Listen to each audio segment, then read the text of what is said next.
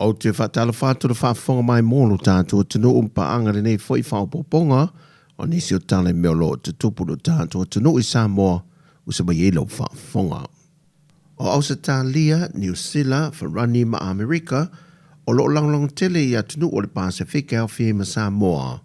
E lo lato mata I tuwina leo le lewi na o lato o ngā Sami. I le sopo mai le ia yo vaaia mai company te tele lo langi. Ma o lato whangotaina whaasole tula fono I o tātou o ngā Sami. I le whai unga le māsinan tēnei nā whea I lo tātou o tino. E se wa alelo le pui pui ngole ngā te whale le mālo Wharani. Ma malanga whaatase ma se tase sui mai le matanga luenga o whaatu angam whai ngā whaiva. Le sunga wa a reupena. E nā te mata I tuwina le whaatinonga le pui pui ngale mālo Wharani o tātou o ngā Sami. Ma a wala o lo lato whaonga ina. E sa idi e vaapo o nisi o lo au meia whaasole tula fono whala au whaasaina. E whaonga ina I waa lalo. E le ngata waa whaangota. Ai whape nā fōi waa whaila e le whemalanga I le waa o atu moto le Pasifika. O le waa lele leo le pui pui ngore ngā te whale le mālo Wharani. O lo wha mautule I lono office au tu le Pasifika I Wallace and Fortuna. E no fo maila na whasoswani I au mai le pui pui ngā ma le mātai tu wina o ngā Sami le Pasifika. I lo tātou tino o I le masina ua mawai. O le la tātou I le tolu se lau pasi lau pasese tu tono le atino. E le whaitau lia I ta avale la aiti lau pasese po taxi. O se tasi leo vaenga o tāpenanga ale komiti whaafoe mō whaavelave tupu whaafoe seipo whaavelave mātu ia. Le o tuwai le atino le lanu moli. Pe a whai ai o atu le lanu mumu. Le whaasoasoaina o le swau.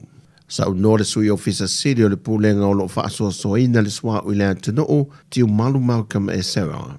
Wa wawa ai le komiti le whaasoasoaina o malanga tā ua pasi e te tau o na whaongaina. Ina ia mawhai o na whaasauina mai ni lita o le swau. Ai I le teimila fo e tasi o tāpena ai ni Paul Kalame whaalawi loa. E tu ina tu I le atino lo tele ina ia whaasoasoa ma le tatau. Ma ia whaaititia vaenga e whaaruina ai le ele tise. Ona o le telefo I leo le swau. O le a whaaruina e tātou wafi le tise. O iei foi le fuafanga o le a amata mea o fisa mamtanga luenga le malo. E se tāpenanga le komiti o le a whaataatia. E lima teite ina e foi le tu inatua whaalawi loa I lo tātou atino. E le fontanga lau tu stana mal presidente o le asosio ta alonga Sāmoa le Sasnok. Le fionga asiata tu au Pepe Jerry Warwick. I tāpenanga le tātou au o le amasia tu avea ma ave fua Sāmoa. I ta alonga a malo le taupulenga. Le ua tari malo whaafua se I ei Skotilane. E na ua wha maamuru au se tālia le tāpenanga o le nei tāmilusanga whaavao malo. Mai to lua se formalitasi le au ua whiwhilia le atino. Mō na o le lima ta alonga. Mai na wha iloa asiata o se teimi mua mua nei. Wa toa I titi ele au filia Samoa, mo le taamilusanga nei a malo le taupulenga. O ia tālonga au fiai le vaenga o awheleti, o le a au, si ua mea mamafa, o whaipelenga, ma le toa tasi o tātou au fili e le tālonga le judo.